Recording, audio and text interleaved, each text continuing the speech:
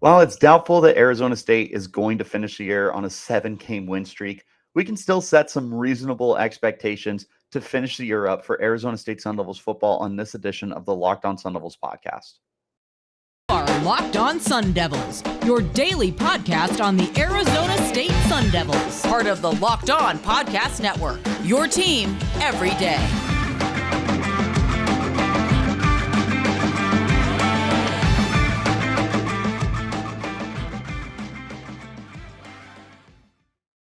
Hello and welcome to the Locked On Sun Devils podcast. My name is Richard Bradshaw, and I am your guide for everything Arizona State Sun Devils. Thank you all so much for making us your first listen of the day. Remember, the podcast is free and available on all platforms, including YouTube. If you would like to check us out in that visual platform, of course, wherever you do get your podcast, though, make sure that you hit like and subscribe, and also turn on those notifications so you get an update every time we post new content. Before we get started here, today's episode is brought to you by BetOnline. BetOnline has you covered this season with more props, odds, and lines than ever before. BetOnline, where the game starts. So today's conversation we're going to be having, I basically want to look at what's going on with Arizona State Sun Devils football for the remainder of the year. I want to set some reasonable expectations, nothing too crazy, realistic, quote unquote, reasonable, quote unquote. I want to set goals. I want to be realistic about it, but I want to push this team as much as I can sitting in my office behind my computer. So let's take a look at the offensive side of the football first. And I want to look at the quarterback, Emery Jones. Jones has been pretty underwhelming as a quarterback, honestly, but he is still okay. He's rock solid. He's completing almost 63% of his passes. He's averaging 200 passing yards a game, but he's only got 4 touchdowns on the year against 3 interceptions. That's simply not going to get it done ever. So it's a frustrating stat to look at. Again, 4 touchdowns to just 3 interceptions. He's not getting in the end zone much, and I understand that it's not as though he has all this great talent surrounding him. But there's capable guys here. Elijah Badger has been very, very solid for you. You've got some pass catching receivers as well. And it's just a bummer that it doesn't seem like the team wants to utilize the passing game as much. But at the same time, I also understand why that's the situation that we're in. So what I would like to see moving forward, a lot more opportunity for just a more healthier, balanced passing attack. Like, attack the middle of the field a little bit more. Don't get too crazy with it. I will tell you, I think at this point, you just need to abandon the idea of getting a deep passing game. I don't know that anyone is truly capable of that at this point. You have a lot of rack guys, run after catch. Giovanni Sanders showed the ability to break the big one with that 73-yard catch and run against Oklahoma State. There's guys here who are capable of big plays. I just don't think the downfield shot's going to work. Emery Jones has not shown precise enough accuracy in order to be able to do that. So he just kind of is what he is. The deep passing game's not going to be here. Just do your best with what you have available to you, up front, short passes, underneath, and middle of the field. With the run game, I've been saying this all year. I feel the need to continue to accentuate this point. Run the heck out of the football. This is a team that's built to run. You've got so many quality backs here. Valade has been absolutely sensational for Arizona State this year. 455 rushing yards in 5 games. So he's averaging 91 rushing yards a game, right? No, that's not right. Yeah, it is. Yeah, 91. I'm not crazy. He's averaging 91 rushing yards a game. He's got 6.2 a pop, 5 touchdowns on the ground.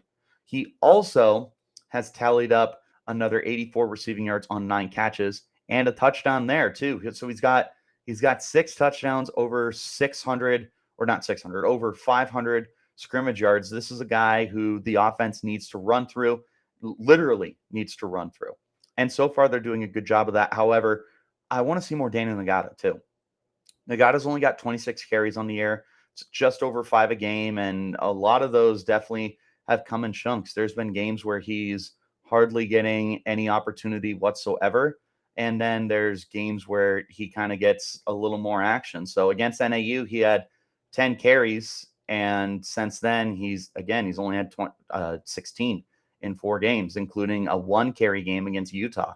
So I want to see more Daniel Ngata involved in this run game. He's very capable. He's 5.9 yards per carry. For his career, he's been rock solid too. A career 5.3 yards per carry. He was 5.5 last year. He scored 4 touchdowns last year. And remember, he was basically the number 3 back last year. He's number 2 right now. So I want to see him get more involved. I don't see a reason you shouldn't be getting him more involved. The rest of the running backs, I can take it or leave it. Like, obviously, I'd like to see Tevin White, since he is probably the future of your program. It's frustrating that all his carries came in week 1 against NAU. I'd like to see George Hart a little more. I would love to see Deontay Elliott again onto the field. I just don't know if that's going to end up happening. I love the run plays that they've been able to create for the receivers. Like Charles Hall had a 20-yard like pitch and run, essentially. That was a really good play. And then you have Emery Jones, who is a decent runner. Like, he can be rock solid. The problem is he's got all these sacks that have taken away all his yards. If you take away the sack yards and the sacks that he's taken, he goes from 42 carries to 28 carries. He goes from 7 yards to, what's that end up being? 113 yards. So literally like right at 4 yards per carry. That's just not good enough, especially for someone who's as dynamic a runner as Emery Jones is. You got to figure out a way to get his speed more involved. I've been calling for it for weeks. I've been saying they needed to do it since the beginning of the season, since they brought him in. This is a guy who needs to be able to run. They have not done that. That needs to change. Passing, honestly, I would be totally fine if they just decided to spoon feed Elijah Badger the ball for the rest of the year. I would love to see what else he is capable of, because he has shown off a lot of flashy skill. 24 catches on the year. The next closest guy is Gio Sanders with 13. After him, everyone else is in single digits. Andre Johnson has 9. X-Valide has 9. Handful of guys have 7. So clearly there's a connection between Emery and Badger. I want to see that connection continue to grow and continue to expand and potentially end up being something special for Arizona State. That's what I would like to see at this point. So spoon feed him the ball. I don't care if he ends up with 60 catches on the year and the next closest guy is 25. I truly don't, because right now, no one has truly shown the ability to be the guy except Elijah Badger. You have good role-playing guys. Gio Sanders is quality. Brian Thompson, I'm out on. Andre Johnson, I'm out on. Charles Hall is interesting. I think he could be fun. The tight ends are interesting. Messiah Swinson has showed off some intriguing skills, but typical of Arizona State, they just don't get the tight end involved that much.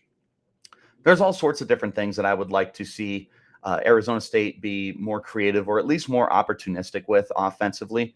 But we're going to go ahead and stop and take a short break with that in mind. When we return, we'll go ahead and pick it up looking at the defensive side of the ball. First, though, I want to talk to you guys about our friends over at Nissan. Our partners at Nissan have worked with us to create a new segment across the Locked On College Network titled Thrilling Moments, where we highlight the most exciting play for Arizona State weekend game or throughout the history of our alma mater. This week's thrilling moment from the Arizona State Sun Devils. I didn't pick one from this game. If I did, it probably would have done that to Marcus Davis interception. I went with perhaps the greatest play against USC, the Hail Mary. The Hail Mary is one of those plays where you remember exactly where you were when it happened. Jalen Strong going up, snatching that ball away from a couple UFC defenders who had a front row seat to watch him do it as Mike Bercovici launched that bad boy down the field. Absolutely insane moment. So again, this segment has been inspired by the thrilling new designs featured across Nissan's new lineup of vehicles. Pursue what thrills you in all the new Frontier, Armada, or Pathfinder today. available at nissanusa.com. Let's get back into our conversation now. Let's see. What can I possibly say about this team? I could say that the defense has been underwhelming, right? I could say that I wish I was able to see a little bit more out of what we're looking at right now. But the frustrating thing is they showed off this tenacity to start the year. They showed off that they were willing to be a strong competitive unit that could hold off really good offenses and defenses, And it just has not turned into that case. They dominated NAU like they were supposed to. They did a pretty darn good job against Oklahoma State despite the box score. Wet the bed against Eastern Michigan.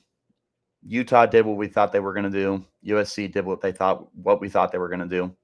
You got Washington coming to town this weekend. They're probably going to do exactly what they want to do. And then moving forward, you have some more favorable matchups. But yeah, now you have to play Michael Penix, who prior to this UCLA game was building a Heisman campaign. It has taken a bit of a hit, but obviously you can't take him completely out of it. This is going to be problematic for Arizona State. Moving forward, what do I want to see? Sacks. I want to see sacks. We've got, 3 on the year, I believe? I believe we have 3 sacks on the year. That is correct. We have a sack from Anthony Cooper, Merlin Robertson, and Corey Bethley. 2 of those came against Eastern Michigan, by the way. You did not have a sack for the first 2 games of the year before finally getting to the quarterback in the 3rd game. And then Corey Bethley's sack came this past weekend against USC. There is no pass rush on this team. None. That needs to change. You have guys who are capable of doing it too. I'm still a believer in Trevez Moore. I'm still a believer in BJ Green. I'm still a believer in Omar Norman Law and in Nesta Jade Silvera and some of the other guys who play outside. I wouldn't be surprised if we got creative with a corner like DJ Taylor or one of the Markham twins. I wouldn't be surprised if, we finally saw Kyle or Connor Sully get in on the action from their linebacker spots. But you need to be able to give them those opportunities to do so. And they either haven't been there or they're just not seizing that moment to do so. But the sacks have to go up. Pressures are great. Pressures are, just as important a stat, but you still need to be able to get sacks.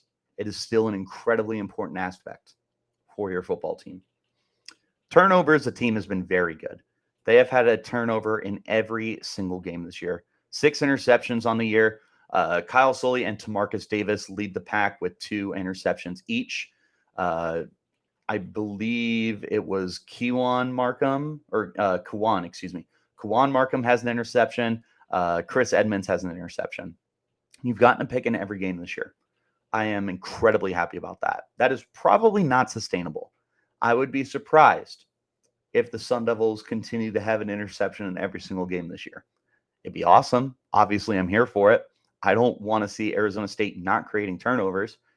I just don't know that it's completely sustainable for the program. But obviously, keep doing that.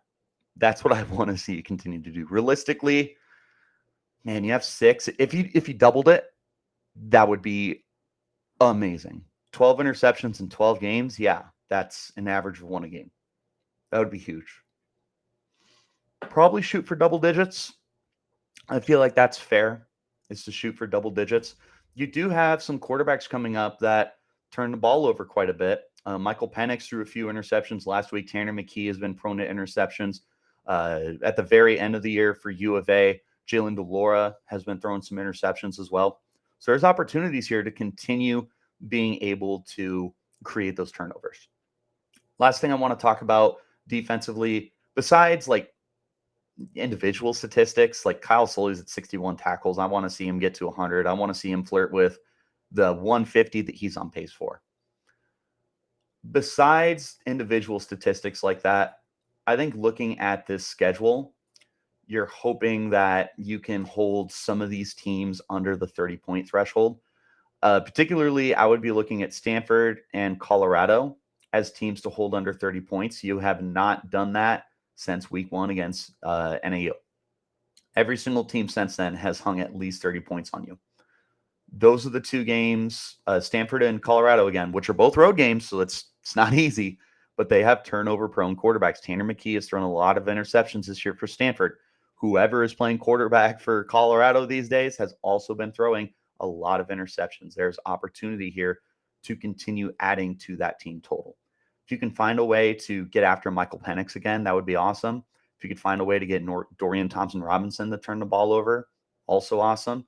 If you can find a way to get the quarterback for Washington State, Cameron Ward, to turn the ball over, that would be awesome. If you find a way to get the quarterback for Oregon State to turn the ball over, Chase Nolan, that would also be outstanding. But you've got a lot of very good quarterbacks coming up to end the year.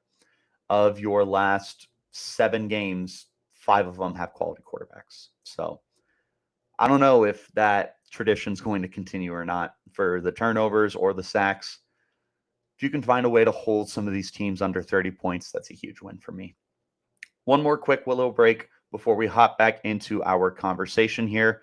But first, I want to talk to you about our friends over at BetOnline. BetOnline.net is your number one source for all football betting information this season. Find all the latest player developments, team matchups, news, podcasts, and in-depth articles and analysis on every game that you can find. And as always, BetOnline remains your continued source for all your sports wagering information, from live betting and up to the minute scores for every sport out there.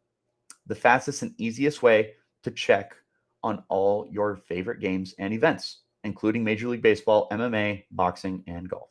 So head online to betonline.net or use your mobile device to learn more about the trends and action happening right now at BetOnline, where the game starts.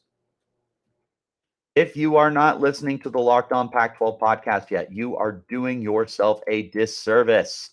Check out Locked On Pac-12 right now with my good friend, number one friend of the podcast and host of Locked On Pac-12, Spencer McLaughlin. Get everything you need to know about the Conference of Champions in 30 minutes or less. It's free and available. Make it your second listen of the day. Final expectations I want to talk about. Probably the hope of what Arizona State can do the rest of the year. I'm going to attempt to predict wins and losses in this segment. 7 games.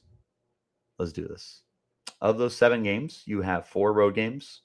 Those road games being Stanford, Colorado, Washington State, and U of A. You will have at home this weekend, the number 21 Washington Huskies.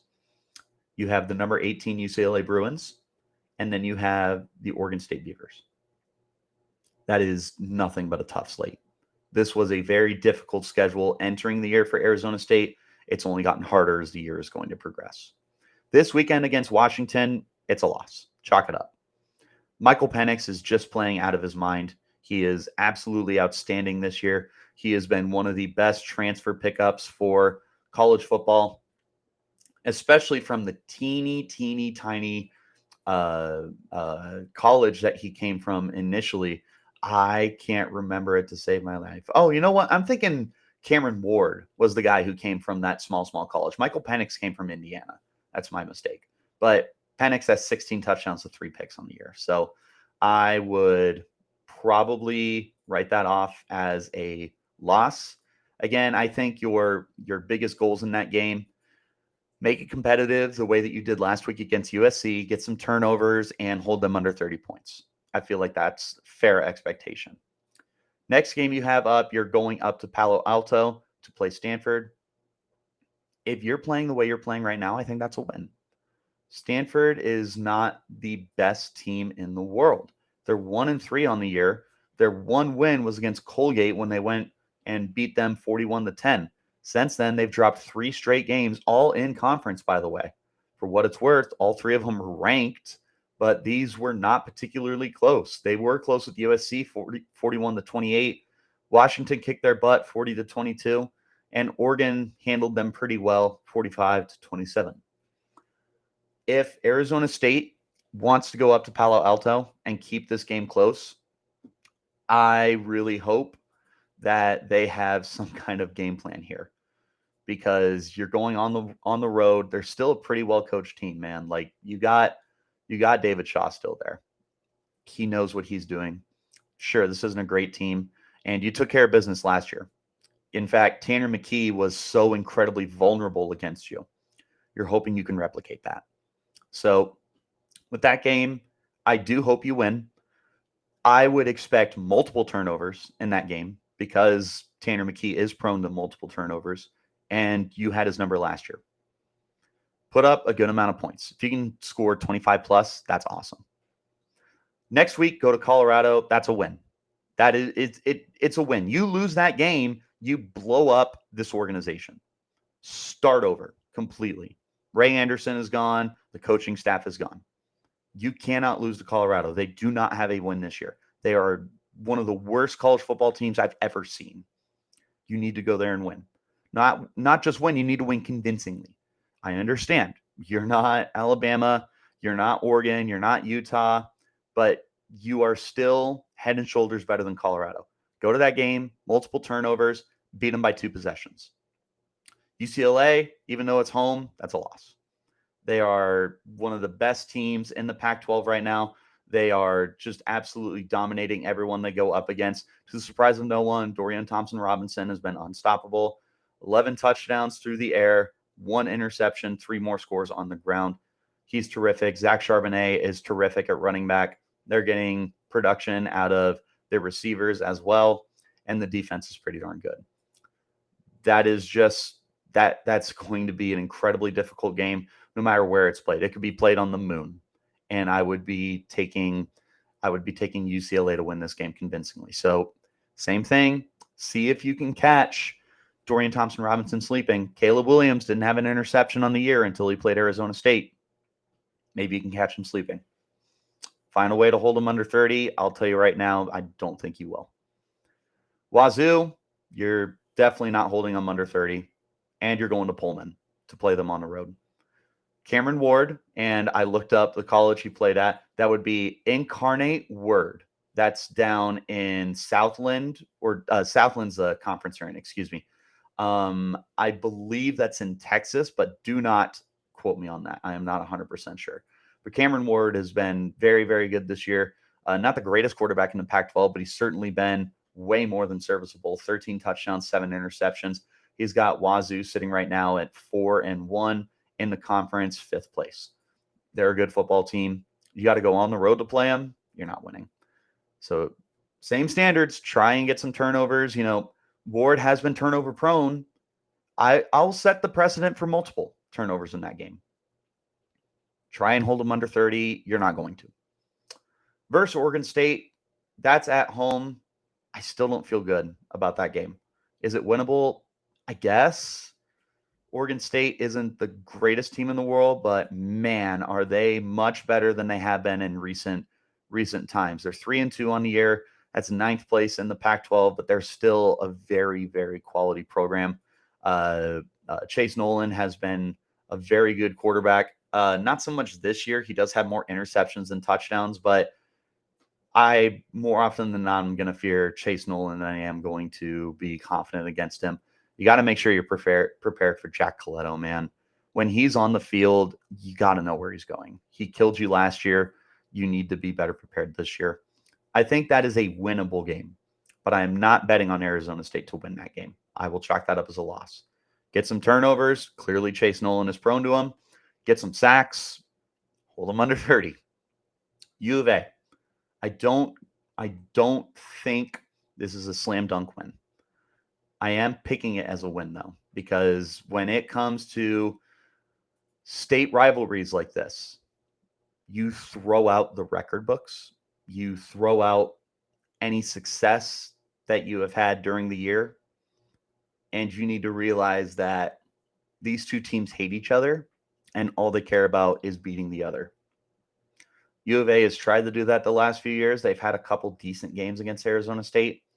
This is a solid U of A team. They're still not quite there yet, but they are pretty darn good. Jaden DeLora is a good quarterback for them. 14 touchdowns, 6 interceptions. He's been good. He's not unstoppable, though. he should be someone you can get after. The problem is he's just so elusive and he can make plays with his legs, not necessarily as like a runner, like he doesn't really break the pocket to pick up yards with his legs, but man, he reminds me of like Russell Wilson, the way he played in the Seattle backfield and was just able to kind of navigate, and it just felt like you could never touch him kind of thing. That's how I feel about Jayden de Laura.